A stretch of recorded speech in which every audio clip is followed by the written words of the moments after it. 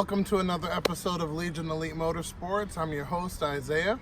And today we're going to tighten up the head bolts on here, take a look at the gas tank, and we got a package. So let's get to it.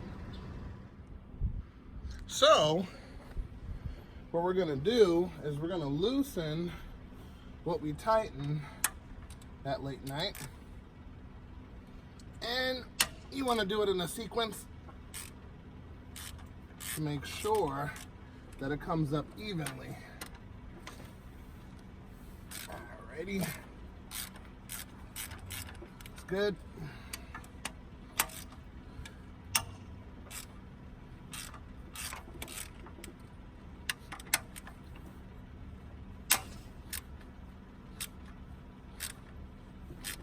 Alright.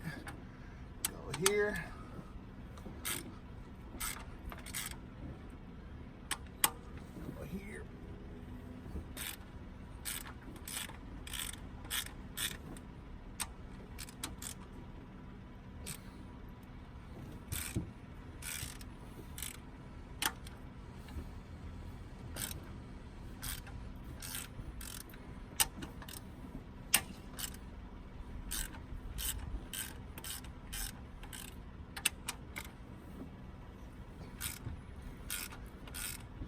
All right, so now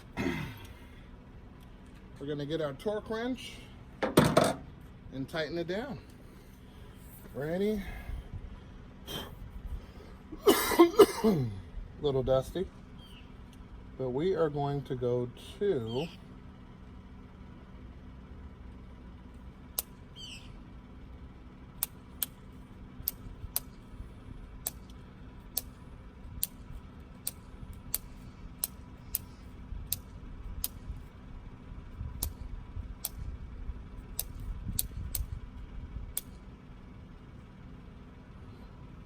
that's 40.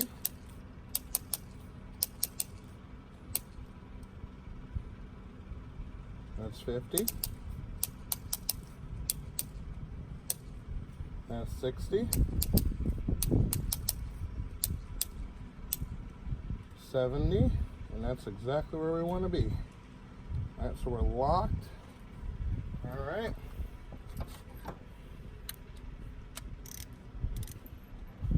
Torque it down right.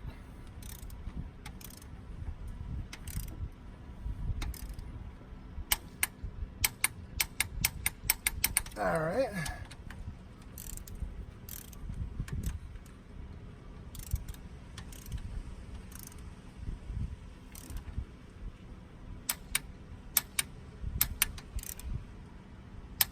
Okay, perfect.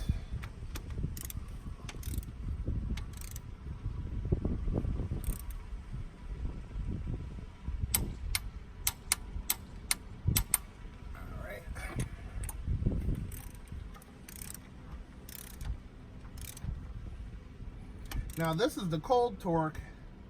The hot torque, it's going to be a little higher, but this is 70. All right. So once we warm up the engine, we'll pop off the valve cover and repeat.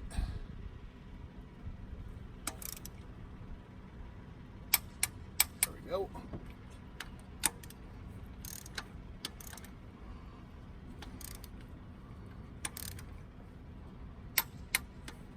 Right.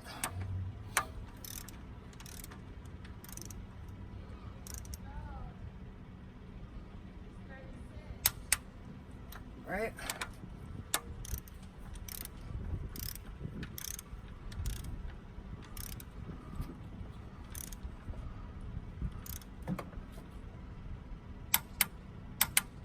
Okay. Oh, I need the socket. There we go.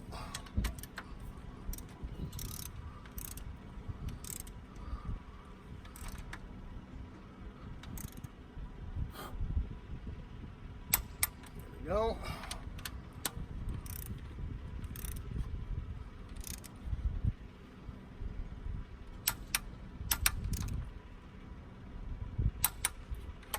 Perfect. That's 70. All right, so that's all done. And last but not least, we're gonna check out that fuel tank, just a peek. We're not gonna dive into it just yet, but we're gonna take a peek at the fuel tank and see if it's rusted out how I think it is, so we'll see. All right, so checking out that back end, we got rust here, which I already know. All right, so if you ever fill up your gas tank and it starts pouring down fuel, that is your culprit right there. I'm gonna show you guys in a later episode how to remedy that, but looks like we got a lot of surface rust, so I am pretty sure that it's gonna be a rusty mess inside. Now I could be wrong, but we're gonna check next episode.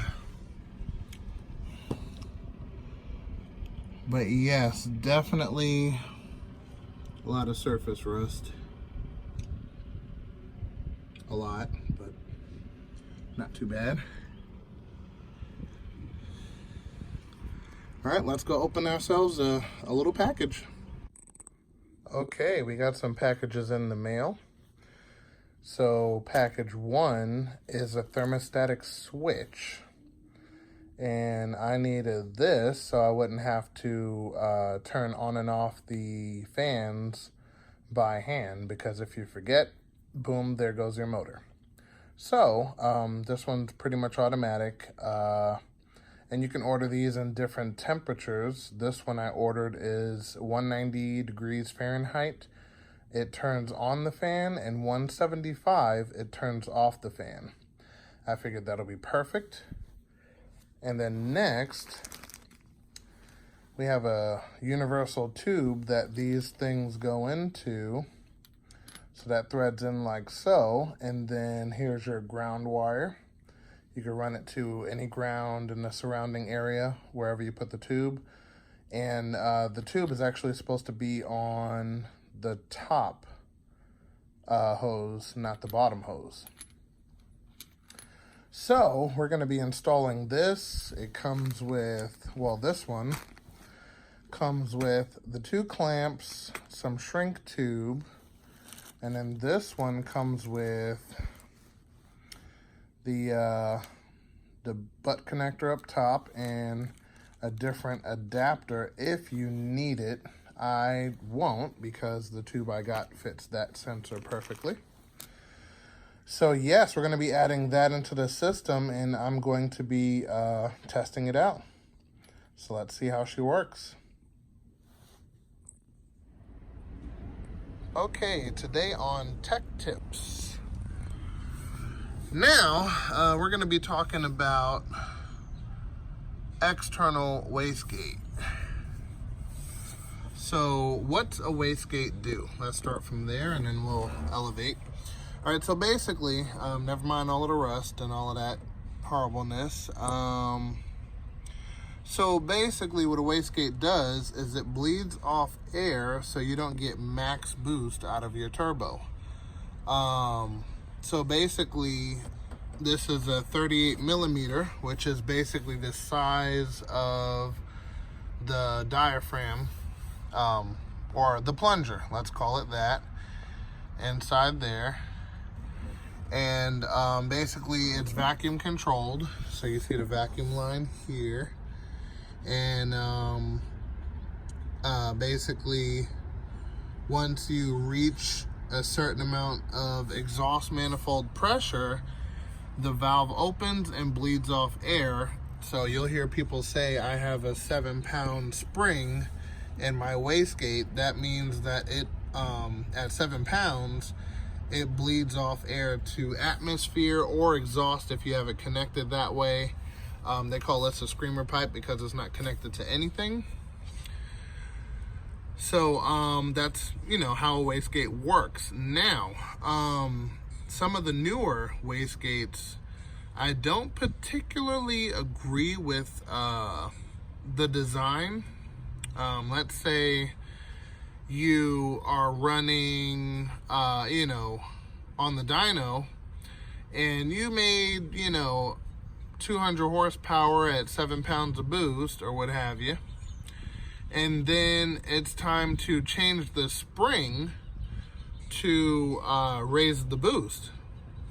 So there's a couple ways of people can go about raising the boost. One of them is interrupting the vacuum line and basically creating a bleed off, or they use electronic boost controllers, and it has a pintle in it that moves up and down that pretty much blocks a certain amount of air in here, so it knows how much boost to give the car. So there's that route to boost it up, but to actually change the spring while it's hot, it's not going to happen. So the reason why I like this old Turbonetics wastegate is because it has this screw. And basically with this screw, you carry an Allen key and your armrest or what have you. And what you could do is once you run your power and you want to raise the boost, all you do is grab your Allen key, you tighten that to the right, and it raises your boost because it compresses the spring. So when you compress a 7-pound spring, depending on how much you compress it, you can raise your boost anywhere from the original 7 all the way up to the 20s, maybe even upper 20s. And then you can cut vacuum to raise it even higher. So you'd save money, you'd save time by getting a wastegate that has a screw on top for compressment of the spring, or compressing the spring. So that's the style I run, and I got that style on purpose because even though this car is at 14 pounds, I can easily go to pretty much 20, 22 pounds of boost, all with the twist of, the Allen key on top of that spring. So I think that's a lot easier to do than sit there and take out all of those screws all the way around it while it's burning hot and try to squeeze, because of course you're going to fight the tension of whatever spring you put in there. So you're going to have to squeeze that to get it back closed and then tighten it back up. And that definitely leads to stripping those Phillips screws. Real easy to strip that. So it's just a lot of horror stories when you go that route as opposed to having the screw on top of the wastegate. So I do have a link that shows you what newer style wastegate they have available that has both options. I'm going to show you a picture of a manifold that I did, and it has the newer style wastegate that's like this, but it has V-band clamps on it, so if you want to change the spring you can, and all of that new stuff. But this is the setup I'm using, and this car is already pre-tuned to 21 pounds of boost. So if I feel like I can, take it that far, I can. So that is today's tech tip. And I'm going to do internal wastegate next time.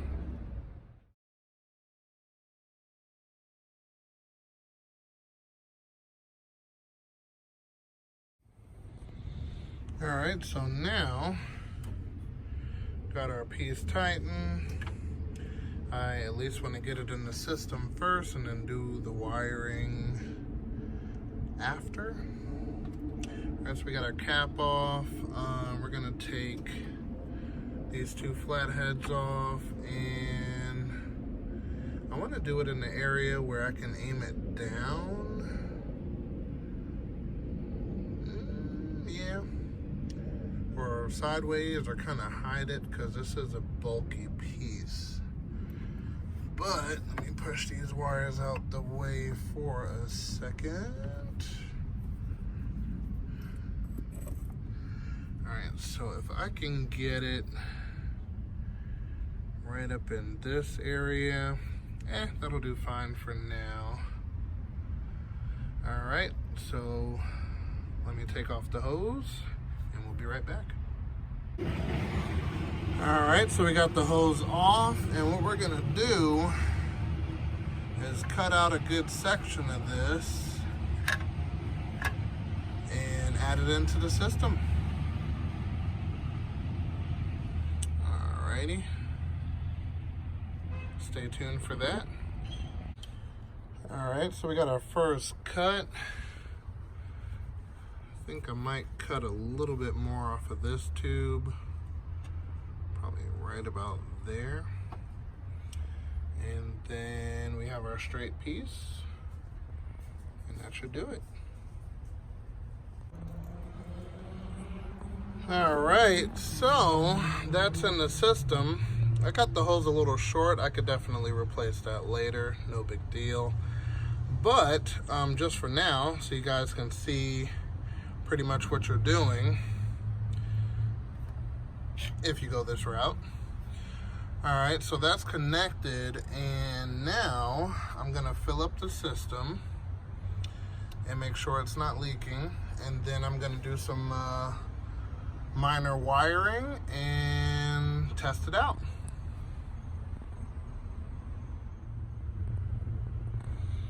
Alright, so we got one wire made. This is going to be our ground, so the travel is going to be from the screw that's on here, right here. Hold on a second. There we go. So it's going to be from here to the radiator right here. So got the screw right here. That's going to be an excellent ground. Just going to go like that.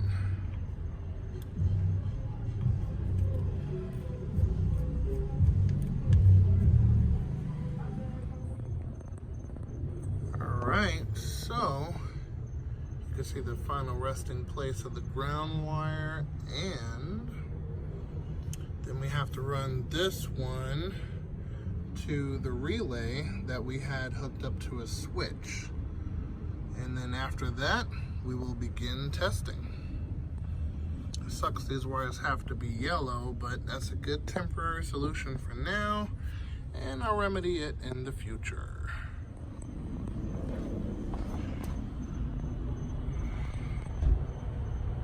Okay, so it's all buttoned up. So our thermostatic switch goes to the relay for the fans, and it is ground, so there's no power looming around here or anything like that. And the way I have it hooked up is the ground is still connected to the switch inside the car. So if this does fail, I could still turn on the fans manually. So now we're going to see if this thermostatic switch is working. Got our gauge here, and we definitely should be able to see. So we'll give it a start and wait. And there you have it. It's working.